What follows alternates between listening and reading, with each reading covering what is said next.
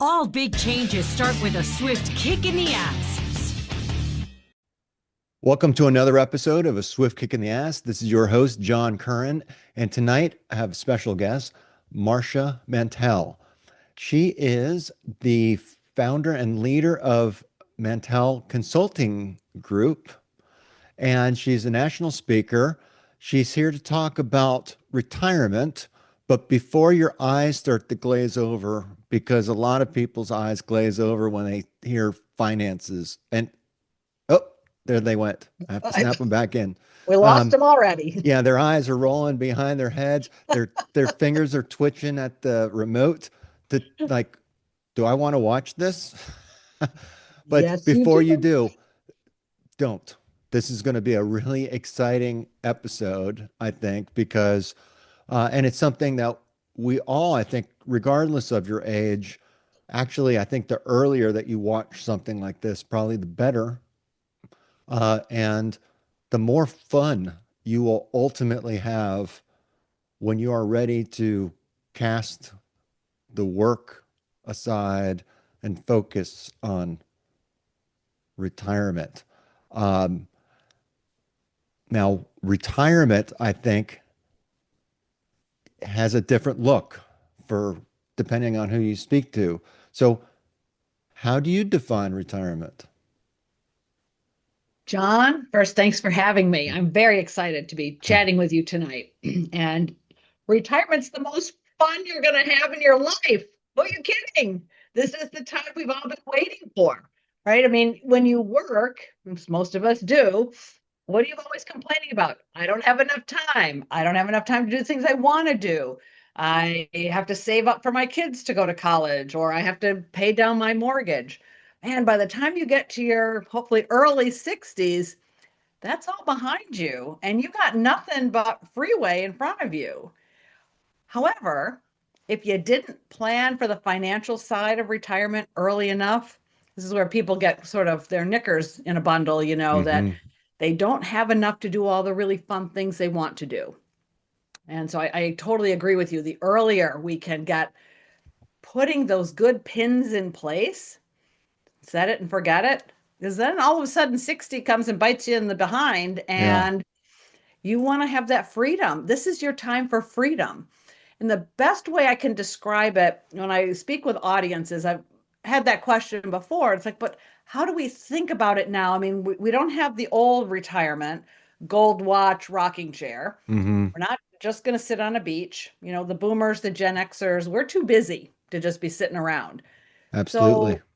So how do we do it? How do we think about it? And I think it is very similar to how we all were at 16 and 17 when we were trying to launch. Troublemakers? Troublemakers, indeed. We're back to that. But Well, I now we like it. actually have some money and we have a car. So we are in this really exciting era where you really don't know what's in front of you exactly. I mean, back then you were deciding, am I going to college or am I going in the military? Am I going to go to work? And but you wanted to get out of your parents' house. Most of us did. Yeah, that's true. So yeah. And so you were ready to launch into this land of independence. Then we got burdened. Mortgages, kids, wives, husbands, car payments, credit cards, and all that stuff bogged us down in our 30s and 40s and 50s. But now we're just about ready to jettison all of that. And so again, it's this time for independence and open highway. So I look at some people don't want to call it retirement. They want to call it your Encore Act or your next chapter. Call it what you want. I just Hmm. call it freedom. Freedom I from the love job. that. I've never heard it explained that way, but I love that. So what I'm hearing is that 65, the retirement age, Hmm. is the new 17. Yes. I loved being 17. You're Did I just loved my senior year in high school. so Yeah, blissfully ignorant about what lies ahead, exactly. and just everything is so glorious at that time. Everything is happy. Uh, It really is. yeah, and I joke, but people these days are really concerned, I think, about retirement. I personally don't think retirement look, I agree with you. It does not look like it did way back when. I don't want to sit on my front porch in a rocking chair drinking lemonade, you know, or feeding the pigeons at the park or, whatever the terrible visions Mm, they put out right. there. Um, I really want to, my retirement, I think is going to be more of everything that I want, like that I love to do now. Visit with my friends, visit with family, travel, eat good food, experience life. Um, Yes.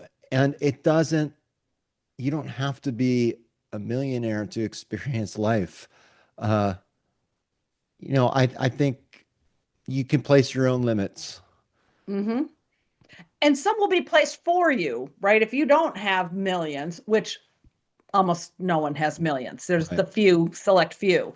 But for the rest of us, there is so much in our communities. There is so much, I'll just call it free stuff, that's better than the t-shirts you got, the free Hmm. t-shirts in college, so but we've never had the time to figure it out. So it's like the first places to go to explore your public library. It's also not like it was when we were in high That's school. true. These are massive resource centers, and the librarians know everything about the local area.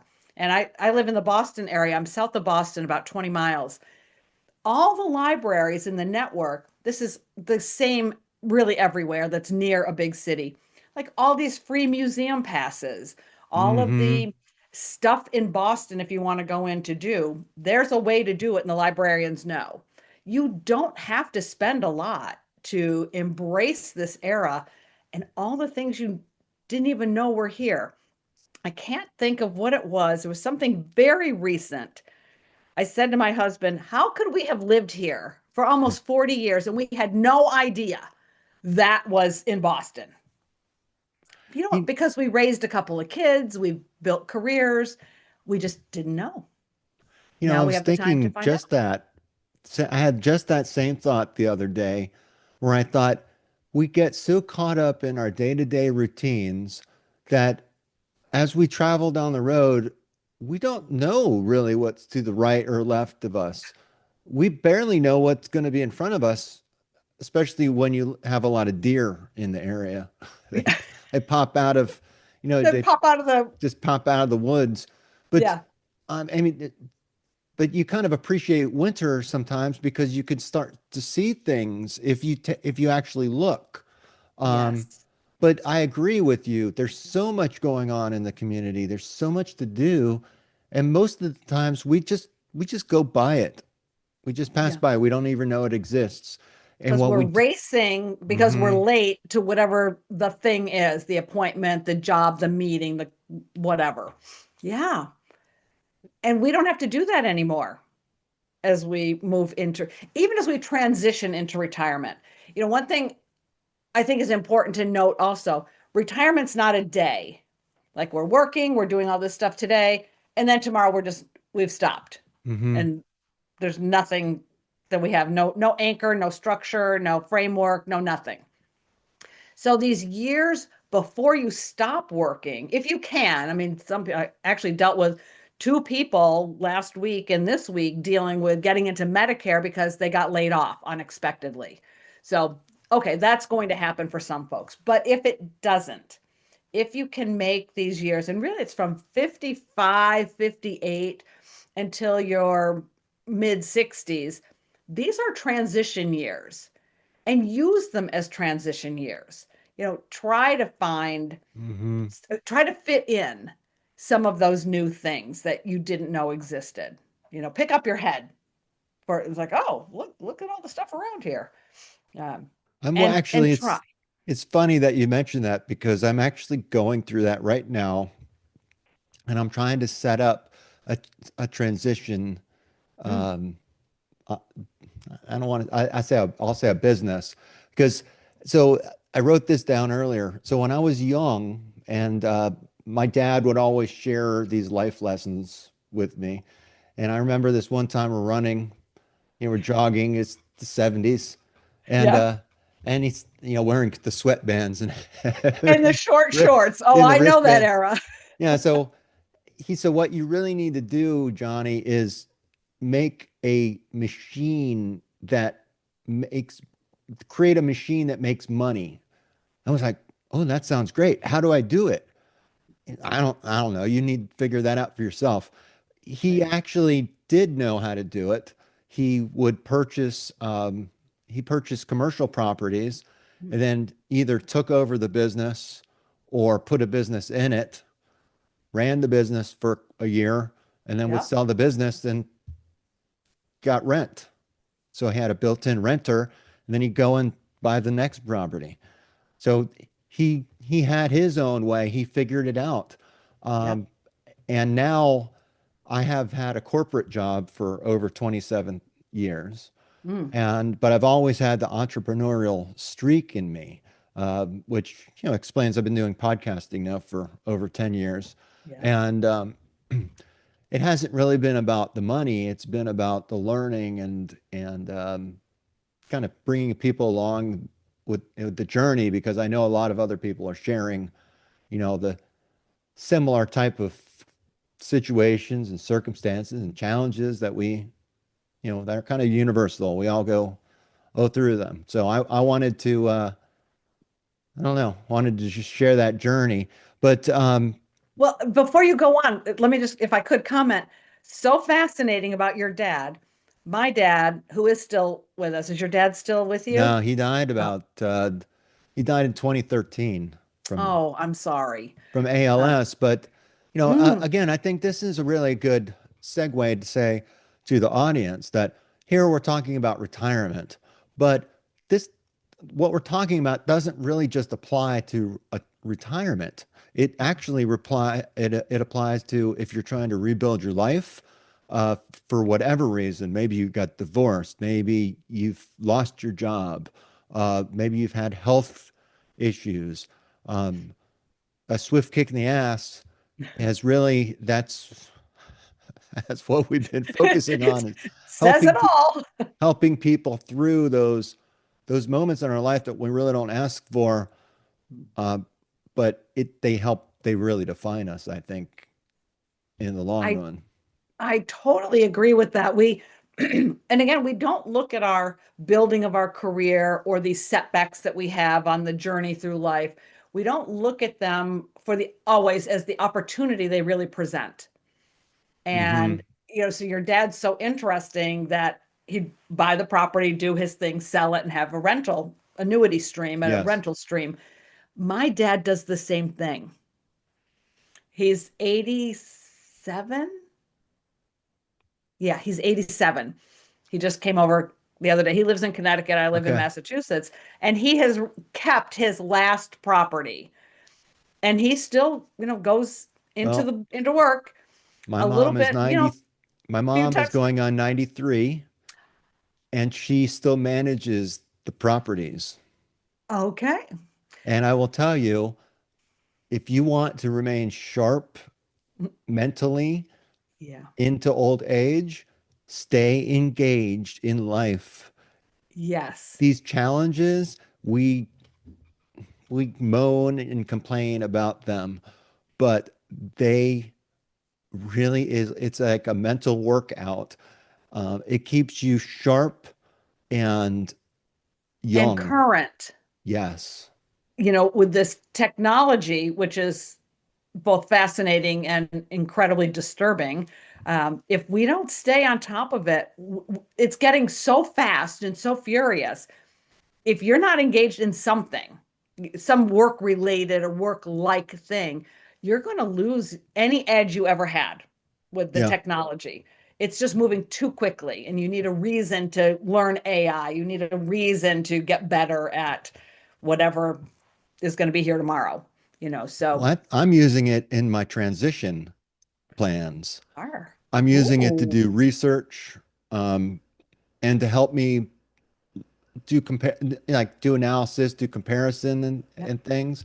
Um, it's really, if you ask it the right question, it will pull up all this information. You can get very focused, and it learns what you're looking for, and it learns you, and the Mm, AI is so impressive right now. It's kind of funny. I have to share this. This is it's a little off. It's a little off humor, but it's kind of but it's funny. yeah. So my friend was talking about how he and his wife were just having a discussion um, about something going on, and she dropped the F-bomb and said, it's effing crazy. And the the Alexa heard her, Oh, and Alexa responded and said, "Well, that escalated fast."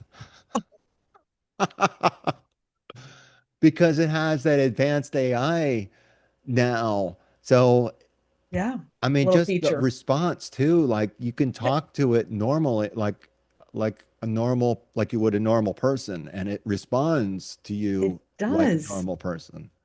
And So, that's why it's both fascinating and terrifying, right? Because now you have a third person in your conversation, you yes, know. but you Yeah. can use that. So for me, the transition, um, it has reawakened the 17-year-old in me, really, to remember back when I used to like go out and enjoy the outdoors and go fishing and go camping and, you know, just a lot of those things that I used to do and enjoy when I was younger.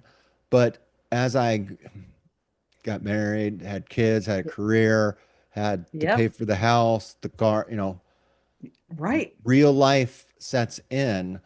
Hmm. And we have, as we get older, I think that we have to make choices to say, this is enough. I need to recharge. I need Yeah.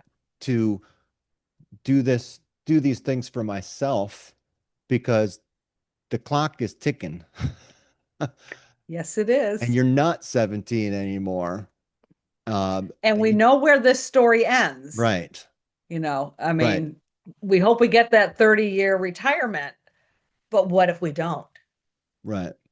And Yeah. it's not to be, to think on the negative side of things that the bad things are going to happen. Like on this podcast, we talk about death a lot, but death is a motivator to live. Yes. Um, I mean, I continue this show on after my co-host died of brain cancer. Yes, I And saw that. I'm very sorry. oh, thank you. It's, It he doesn't get any easier. his spirit lives on in this show. I put out shorts of our old shows now that are 10 years old, and Yeah. I'm like, go out there, Tommy, and work for me. You know, Yeah. I mean, he would love it. Yeah. Um, because this is all bigger than the both of us. So we always knew that from the beginning. And I think that's true for a lot of people, not that they Hmm. have a podcast, but that there's something in their life that they know that's bigger than they are. Like if you have a family, if you're married with children, Yep. you know that family is so much bigger than you and Than your just you. spouse. Yeah, Yeah. yeah, just you. Um, and It I is think that's so inspiring. I was just going to say the same word. I find that inspiring and I try to encourage others who maybe are not quite there where we are. I lost my closest girlfriend Mm, um, I'm sorry. 13 years ago. Yeah. So every year, it was just on Monday, March 9th was her birthday. Um, my other girlfriend and I and our kids now, who's ever around, we go and celebrate Linda's birthday on Uh, her actual birthday. We go to the same restaurant every year, and it's our way of remembering her. yes, And it is inspiring, even though it was so long ago. but her spirit lives on because Yes, of that. And exactly. I mean, And we talk that's about, oh, Linda would have loved this. Linda has a granddaughter now that she would be over the moon about, right. so life has gone on in a meaningful, real way, but we don't lose those people who have passed first. We just need to incorporate them. And it is inspiring and it's kind of lovely. It's that one day a year. We just carve out Linda's birthday. Yeah. You know, to That's me, that shows how much you really care for somebody and what they meant to you in your life. Um, you know, it's sad when people die, and I'm going to tell you right now that when I die, I expect there to be an ocean of tears. I'm trying. That's what I'm trying to do because when you cry for somebody else, that shows that how much how deeply that you the cared depth. and what you meant to them. Yes. And I want to mean, I want to have I don't know, it brings meaning in my own life, I think, if I can help other people and that I impacted them in a positive way I think somehow. that's why we get up in the morning. It's to make a difference to someone else. Right. For me, this is what my retirement journey has been. I couldn't have told you that at 32 when I landed at Fidelity, right? I mean, I just landed, I needed a job. I had a 1 year old. I hated my other job. I needed another job. And it, you don't realize how many people you can touch and how important it is for them. And so if you know something that you can share, that's why sort of this whole transition, what do you do? What's the best stuff about you? As you're talking about working in corporate America, I always described it as I was filling my tool bag, right, with Mm-hmm. all this information, this way of looking at things, the business acumen, the product side, the marketing, whatever you're in, or if you're in You can manufacturing, the apply it to stuff you life. make, right? So you're filling your tool bag with all this amazing stuff. Well, what do you want to do with it? There Right. is stuff to be done for someone else. And I think we've lost that a little bit, broadly speaking. But those of us who do this in the kind of evangelical way, right? Like you're Mm-hmm. not really a preacher, not really, not a woman of the cloth or anything, but I call I, it Johnosophy. there you go. That's it. That's what it is. Yeah, Because people do need the help and the information. Well, I have the information, not on everything, but on retirement stuff. I'm more than happy to share that. And, yeah. it And has a purpose. no, and we all really I think one of the things I learned not to do from my dad was that he tried to do everything himself and no one could do it better than him. And that's just not true.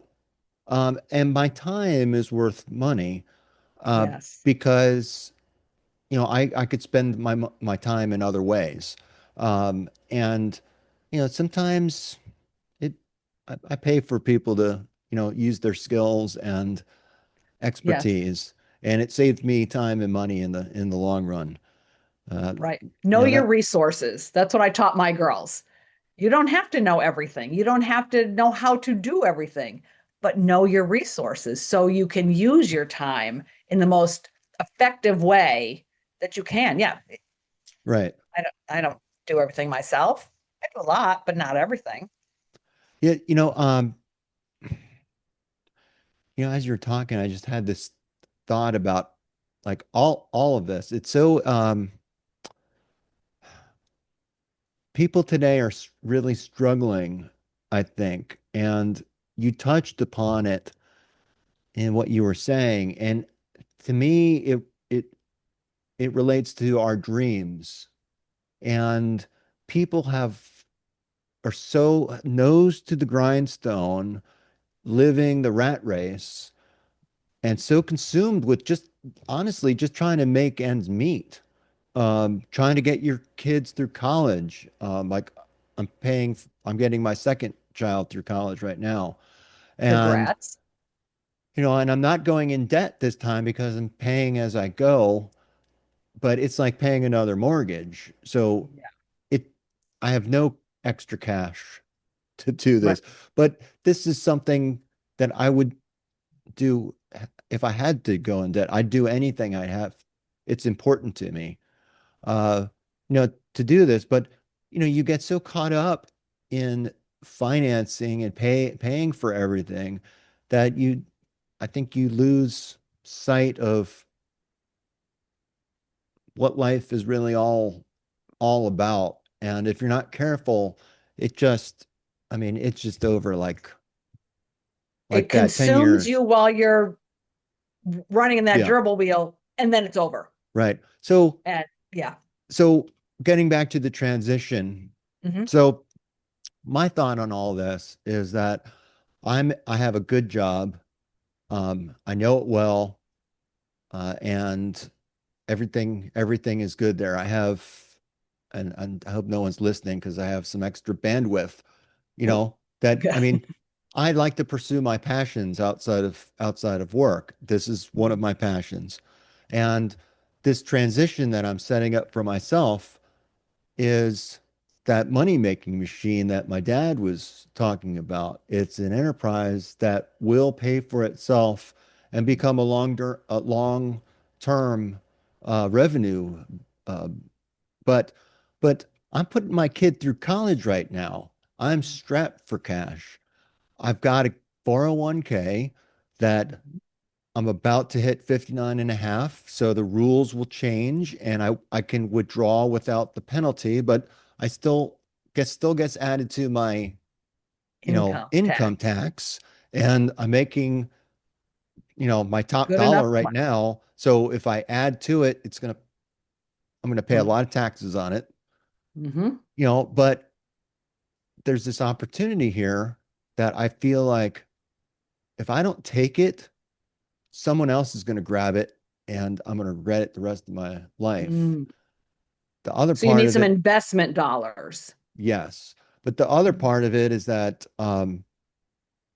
as I do my research, as I build my plan, I do have an MBA and a background, and it's in risk management in insurance. So I tend to assess my risks and take calculated risks because you can't walk out the door without taking some type of risk. So I believe that, and I believe that this risk is going to just take me to another level, take my family to another level, and create a legacy really for myself that my parents created for me. And that is more of a mindset than anything else, that you can do anything that you put your mind to. And everyone's saying, no, no, no, you can't do that. Mm. But I'm going to prove them wrong, and I'm going to make it happen, and I'm going to make it very successful. I just know it. I haven't felt this driven since graduate school when I was working through graduate school. And it was like, come hell or high water, I'm going to succeed. I'm going to make it. Yeah. And It's that's a fascinating. dream. Yes, it is fascinating. So I have a couple of thoughts for you. Um, when I was 40, for my 40th birthday, I wanted to quit my job at Fidelity. But unfortunately, that was in 2001. And my husband lost his job at Polaroid because Polaroid was imploding. Mm. And then we had September 11th. It was Oh, not a good time to quit my job. So I was the breadwinner for a few years while Dan reinvented his career, which was fine. We worked together. So partnership is right. I want. Are you married? You have Yes. children? You said okay. So be together on this because it does affect both of you. Yes. Uh, but when I did quit in 2005, the market was at this rip roaring high for the time. People thought I was crazy. Why are you leaving all that money on the table, Mm-hmm. Marcia? Well, because there's such a thing as enough. And people don't somehow understand that. It's always more, more, more, more. For me, it was enough. I didn't have enough where I could stop working, but I had enough where I could leave for a year. And then I had to find a job. Well, I got 1 month off. I spent it with my younger daughter, and my older one was at camp. And I got a call to do some contract work with another company. Well, when someone calls you, you say yes. Yeah. So that's point number two. Say yes to opportunities when they come. And so the long and the short of it is, I've had my own business for 20 years. I put my kids through college too. They had skin in the game. I'm a big believer. Your Yeah. kids have to own this college Yes. experience. So they came out with debt. It's a good thing. They've got outstanding credit scores. They, manage their loans really well. But it was a strategy, right? It was by Mm-hmm. design. So if you really want this, it sounds like this is a Oh, big burning flame in the best of ways, yeah. then you will make it happen. But maybe set some boxes. So when I left Fidelity, I was 44, and I knew there was no way a woman hitting 50 was going to get a job in corporate America again. So if I couldn't make my little business work, I had to be ready in 5 years at 49 to start looking for a job again. Hmm. Well, it worked. I didn't have to look for a job again, but I was very mindful of, Mm-hmm. all right, Marcia, you've got 5 years to figure this thing out. What are you going to do? Who's going to hire you? Can you eat? Can you put food on the table? And so I had a very specific box that I could play in for a very specific time period. Anything can happen on any day. If this doesn't work, you still learned a ton. Oh, yeah. Oh, yeah, Maybe absolutely. put a bit of a box around it. And if you're a risk management guy, which you are, you're not going to burn every dollar. So you Oh, yeah. No, invest. I have the box already Yeah. So, I mean, these created. are just these practical things that some Yeah, people no, I listening know. to I us might be appreciate thinking, that. oh my God, they're nuts. Why did she quit her job? Or what is he thinking? No, but we do it in a measured way, Right. You know, and I think, so I haven't didn't share this with you, and I shared it in older episodes, but I don't talk about it all that much, I don't think. But back when my middle child, who is 19 right now and in college, uh, when she was just born, um, we were up to our eyebrows in debt. I mean, like several $100,000 in debt, not including the house. Because oh, I have I have two master's degrees. So I had my student loans in there and, credit card debt. And I entered marriage with yeah, credit card debt. And it was something we struggled with. But after my middle child was born, I sat down with my wife and I said, our marriage is going to fail if we don't do something right now. Our family is going to fail because I can't continue like this. I had like a 1,500 pound gorilla on yeah. my back because I was the sole provider. Mm, It was important for us that someone be at home to raise our kids, and and I could make more money. So I yeah, worked. So long story short is in about 2 years' time, we paid off well over 100,000 in that. And also in that time, when I started getting traction, I lost my job. I had two yep, young kids, and I realized, and I had to think to myself, I need a job, yep. and I've got, specialized degrees, but nothing's popping up for it. So what do I do? And I thought, you know what? I don't really care what I do as long as I bring home the bucks and can provide for my family and move forward on my financial plan like Yep. we've been doing. Keep moving on that and everything will work out just fine. As soon as I thought that, my old job called me back. I had a better paying job working from home. And, Wow. it was like, and, you know, started the next week or whatever. So Yep. it was, I think it was just that mindset Yes. too that was like, you know what, whatever it is, I'm going to make it work. And I Yes. knew what was important to me. Yeah. Um, so, you know, it can be done. And, it still took us a while and still took us a long time to, you have to live life and Mhm. balance things. But you should set your mind, set your mind on the things that you can control. And what I Yeah. did is just to share, I wrote down everything that owed money to, bills, just everything. I had a brain dump, sat Hmm. down, everything, wrote every bit of money, wrote down what I thought I needed, like um like we needed a bed. I mean, our mattress was so lumpy and the springs were killing us. It was killing our Poking up. back. Yeah. So I put that down on there. Things like money doesn't buy you happiness, but it can buy you things that will make you more comfortable. And Yes. so we needed a bed. Yeah. So I Been made a there. game. I started making a game out of it. Yes. Um, and as we'd get along in our financial plan and have a little bit of money, I try to say, okay, I need to get this. What can I, what do I actually really need? Hmm. And how much do I need to put towards Toward it. meeting that need? And oftentimes, I mean, I spent half as much money as I expected, Yes.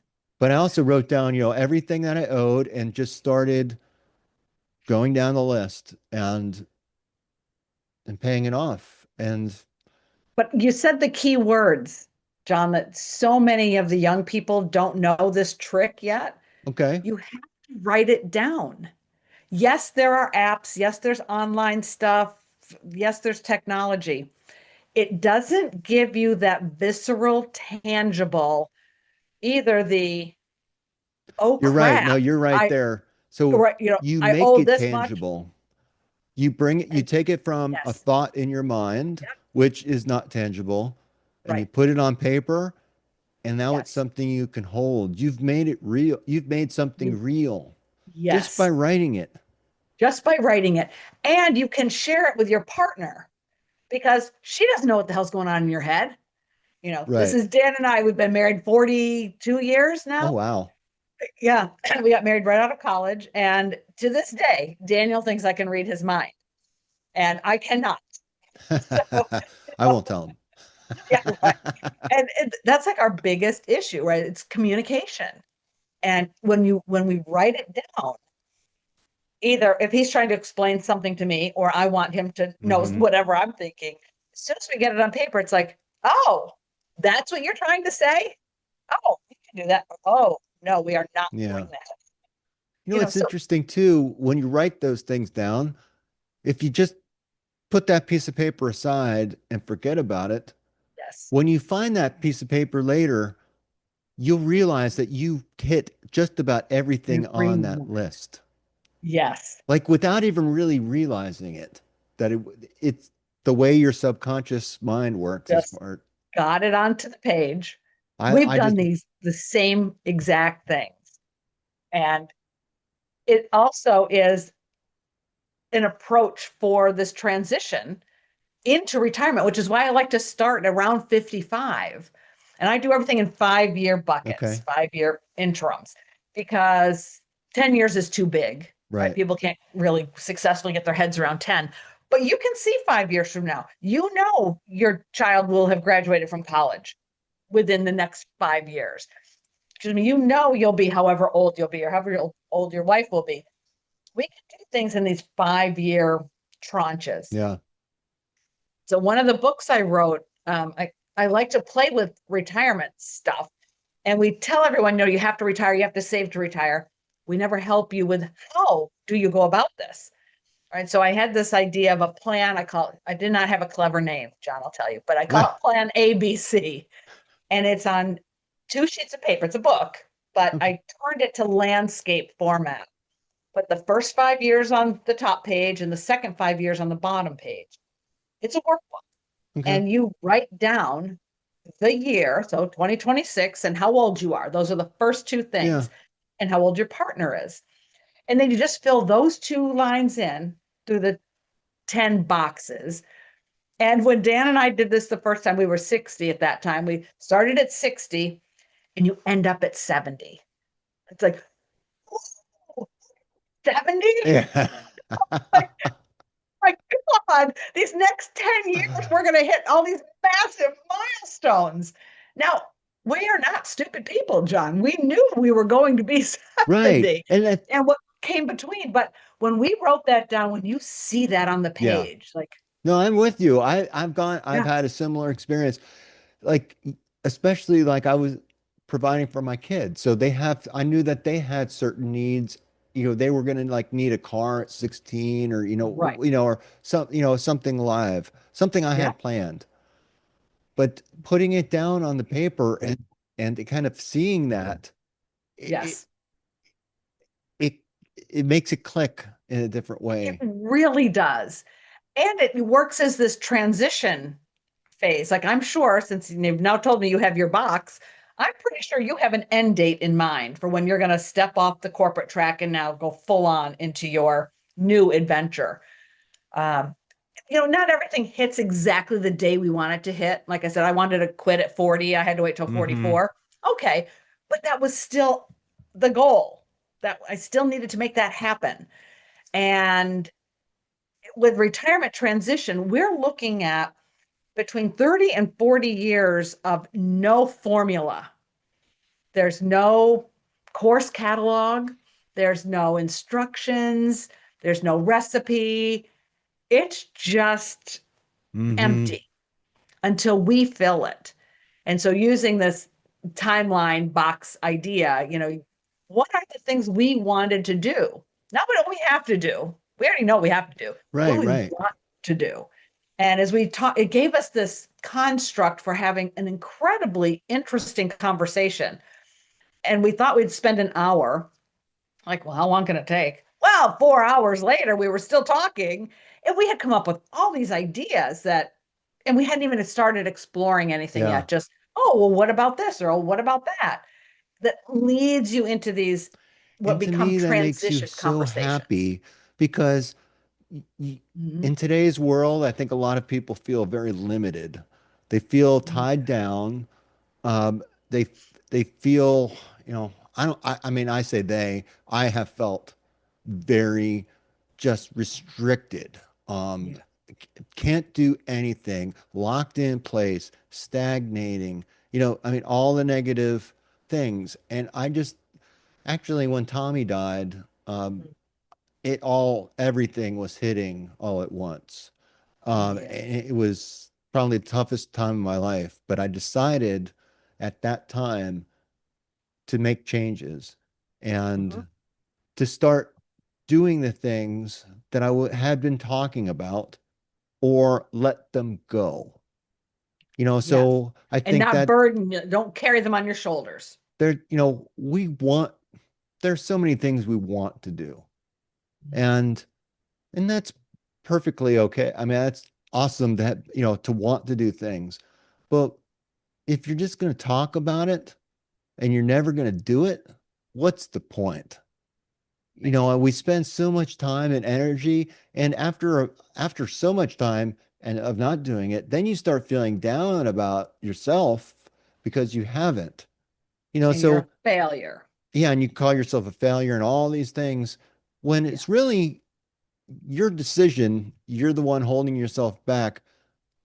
Or maybe you have your reasons not to do that, and you need to just face up to it and just say it's okay and accept it and throw it out. So it's really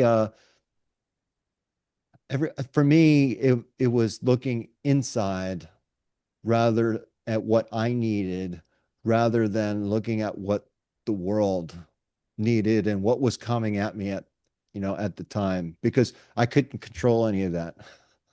Right. So you gave yourself permission, right? I give myself permission for this kind of time.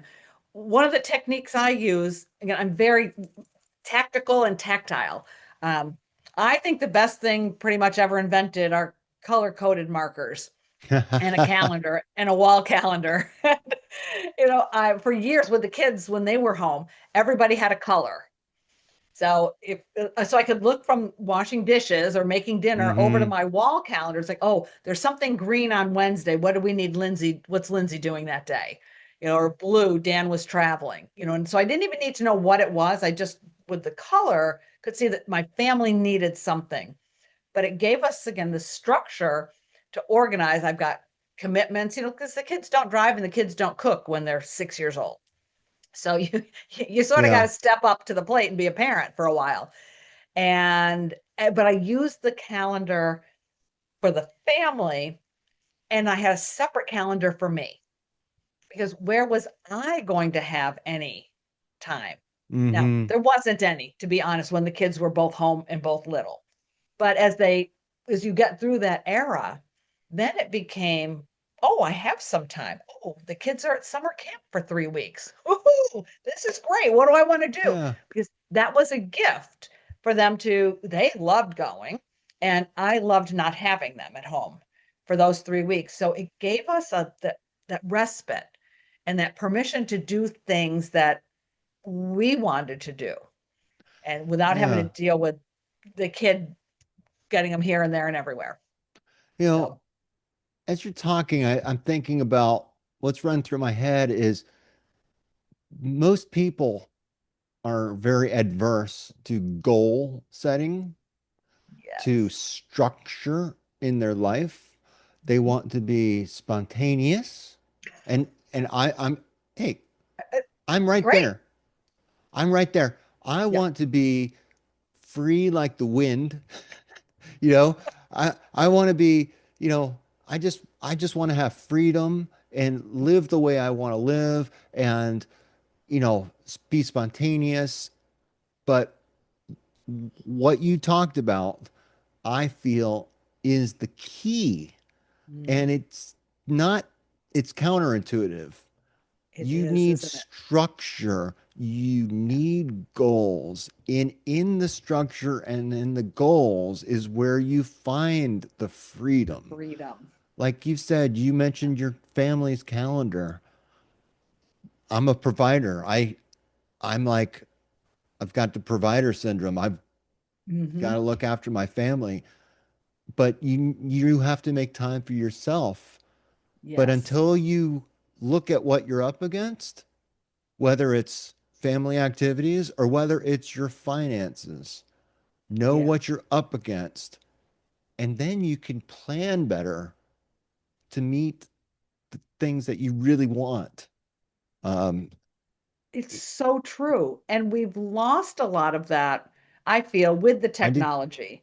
I just read a headline the other day that the Gen Zs, the youngest working generation right now, they are uh, limiting their technology. You don't get a relationship with a computer or with an app. We need the right. people, we need the structure, we need the social, we need the community, we need to be doing for others, and none of that happens in technology alone. So I thought that was fascinating. I didn't have a chance to read the article, but we might be starting to circle back to some of these fundamentals. These are just Well, fundamentals of yeah. being an adult.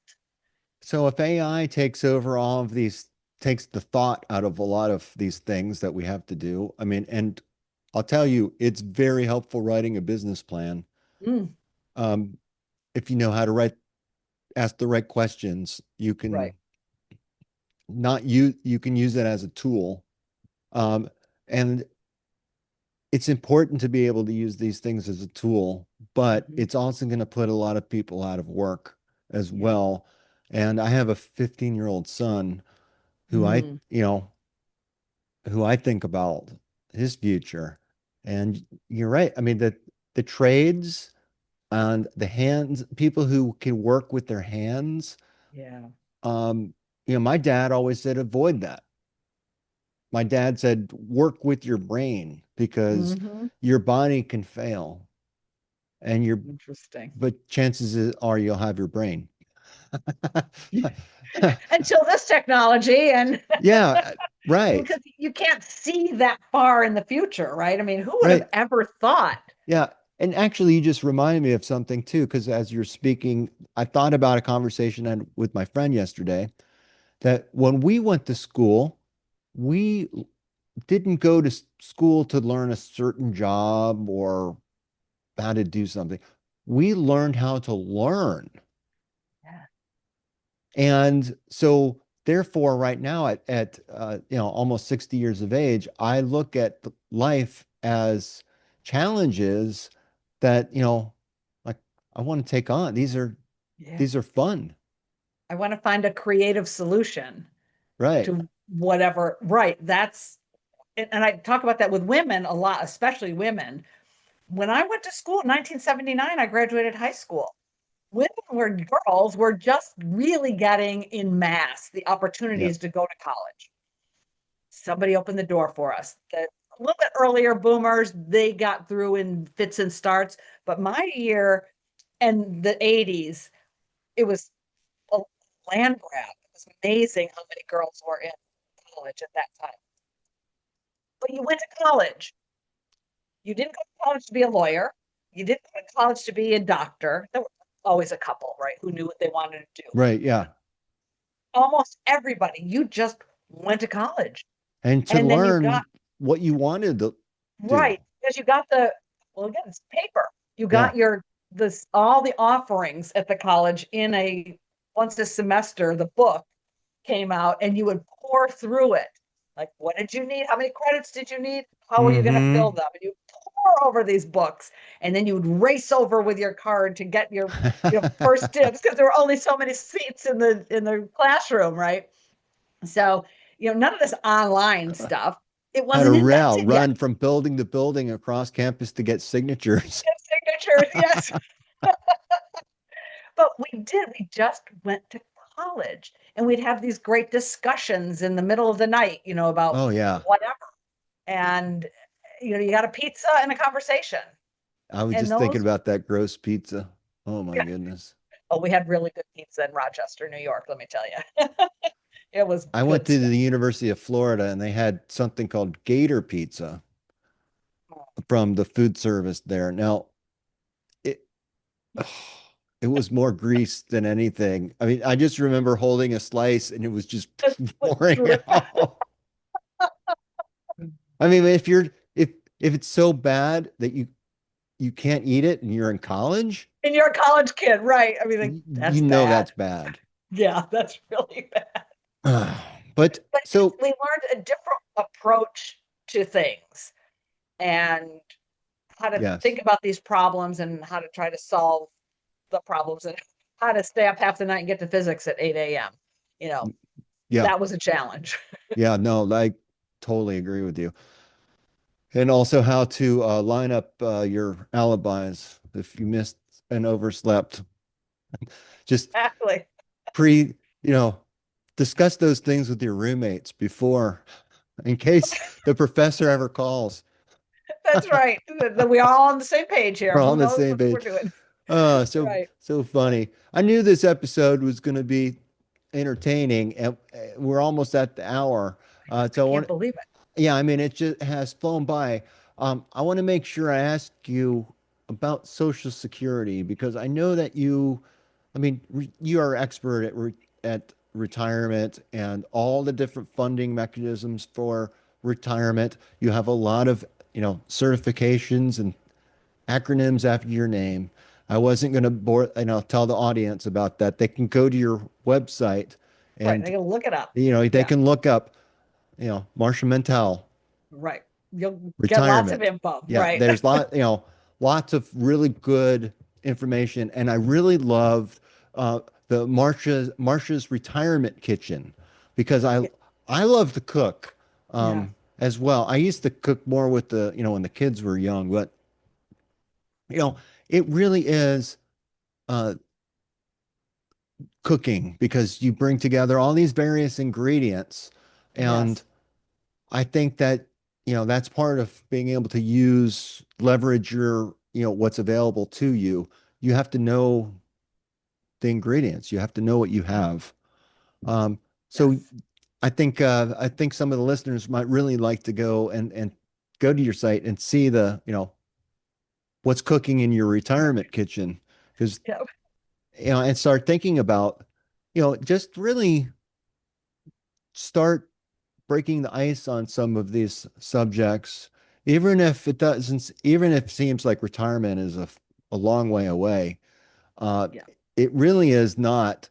And the sooner that you start, things in motion, the Right. better. I mean, if you started thinking about retirement back in your 20s, um, you're probably not listening to a show about retirement. You're probably out in Hawaii playing Living golf routine. or out on your Right. super yacht or something. I don't know. You'd be well off, uh, I think. Yeah. Yeah. But Social Security is a really important retirement topic. I'm going to say it in one sentence. Social Security is not going bankrupt. It will be there. It will be there for you, even if you're young, a younger person listening to this.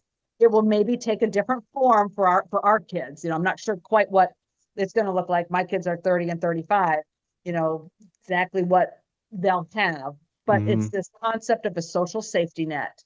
And we have it in America. It's a gigantic law. We will continue to have it. And that's what sort of bringing the kitchen analogy in was really to try to make retirement more fun, the idea of how you get there. So the latest book I wrote is a Social Security book, and it's called Social Security, Lightly Toasted, Not Burnt. Yeah. And it is because the program will be here.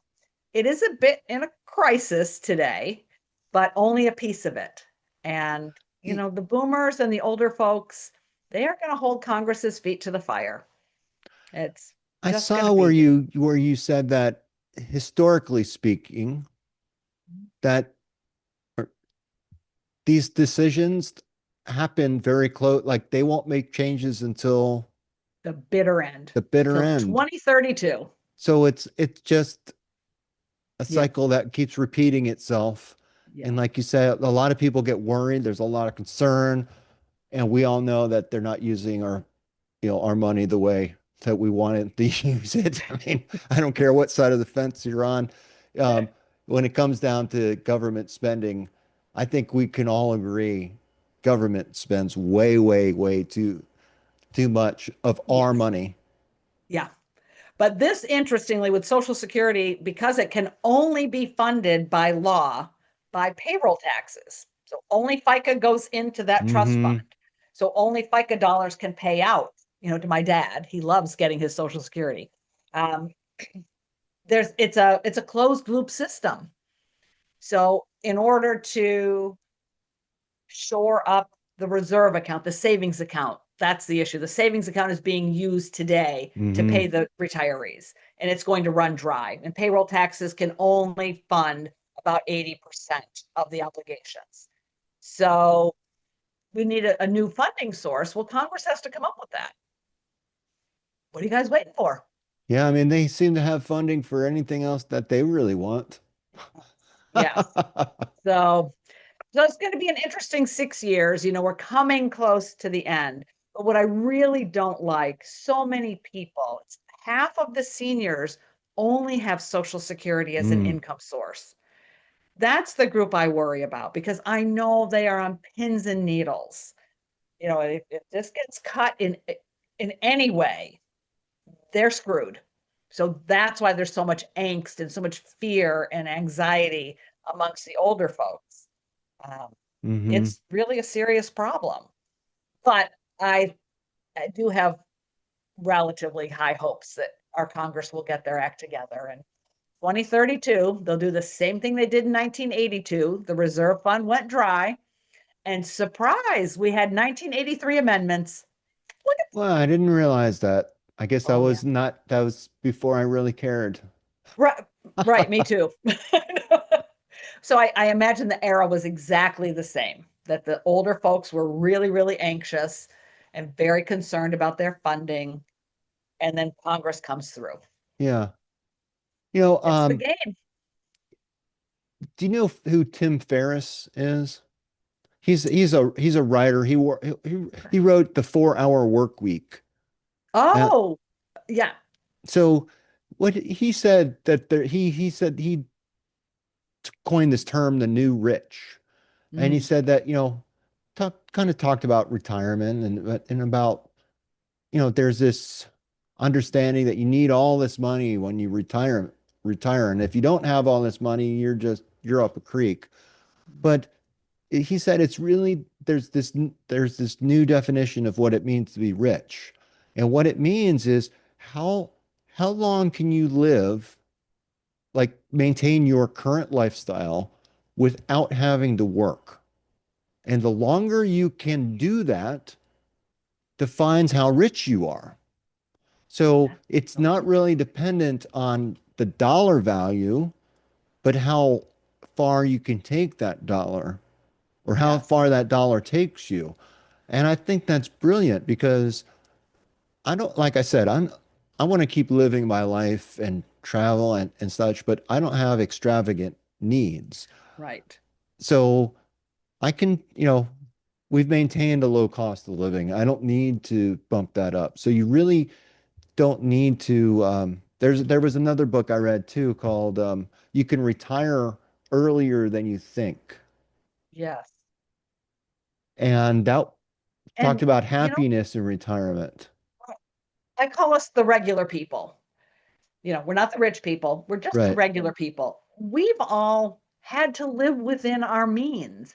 If you're not living within those means and you're, racking up the credit card debt now or taking out the second mortgage at 65 or any of those kinds of Hmm. behaviors, you're living beyond your means. Those folks are going to have a rougher time.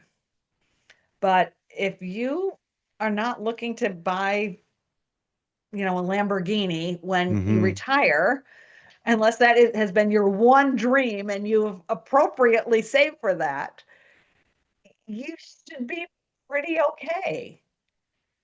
You just don't go from living a modest lifestyle to an extravagant one. Right, right. Yeah, that's right. It's like um, people are expecting something different than the reality of it. And it is hard. There's so much media, so much, what are there, 8 billion channels now? You can pay for some and not pay for others. I don't know. There's so much that looks so much better than what us regular folks have. It's like, but why do you want it? I Yeah. don't know. I think you have to just sort of look in the mirror a little bit more. And the other thing I think we don't do well, we don't celebrate our accomplishments. It's still sticking in my head the debt you and your wife were in. When Dan and I got married, I came in with a boatload of student debt, and Dan was a grad student. Hmm. It took until I was 40 to pay off my student loans. What a feeling We that is to pay that we off. did it. Like, celebrate that. I Yeah, used it to call stunk. them after I paid it off. I used to call them just to hear, "Oh, you have a Oh, zero you're, balance." you're, It used to make me feel really, really good. So I know I understand we that. forget to celebrate that. Like, Yes. you did it. You had tremendous amount of debt. We put an addition on our house. We had a tremendous amount of debt. We worked our way through it as partners, and we need to celebrate this stuff. It's not that we've got $80 billion. We're not owning some massive company. Right. We walked the path we walked, and it's good. It's really good. And our kids are thriving. Like, what more can you really ask for? I was just gonna say that. I was just gonna say that. I think that's perfect, perfect way to end this discussion. Uh, I so appreciate your time and Thank you, and John. and this conversation, and I feel like I got so much out of it, and it actually makes me feel good about the transition path that I'm creating, and also gave me a lot of things to really think about. Um, So glad. in that regard. And I hope that the listeners also, you know, gets them thinking because that's Yeah. what Swift Kicking the Ass is all about, to get people moving in a positive direction. So Yeah. thank you. It's been great. Thank you for inviting me on. This has been a delightful conversation. Absolutely. Thank you. And you can, just to make sure I'm directing Mhm. people to the right place, Oh, sure. it is Mantel. Gosh, my eyes are terrible Yeah. these days. mantelretirementconsulting.com, right? That's it. That is my website. Yes. All right. Fantastic. Thank you, Marcia. And thanks, John. thank you so much and have a wonderful evening. You too. Bye. Bye. Hope you got your ass moving. Until then, until the next time, I'm out of here. Peace.